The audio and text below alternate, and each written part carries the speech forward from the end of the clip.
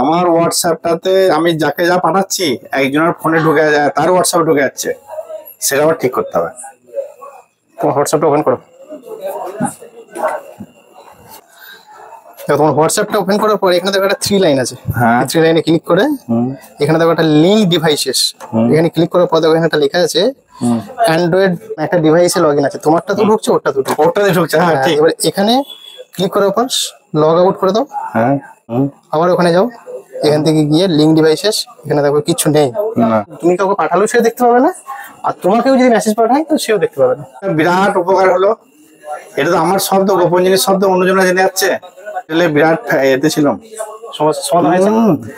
এই ভাইয়ের একটা ছোট্ট সমস্যা ছিল, ভাইয়ের সমস্যাটাকে সমাধান করলো। আপনাদের যদি এই ধরনের কোনো সমস্যা থাকে তাহলে আপনি এই প্রসেসে দেখে নেবেন লিঙ্ক ডিভাইসে গিয়ে কোনো ডিভাইসে লগ ইন আছে কিনা, তাহলে ওখান থেকে গিয়ে লগ আউট করে দেবেন, তাহলে দেখবেন সমস্যার সমাধান হয়ে যাবে।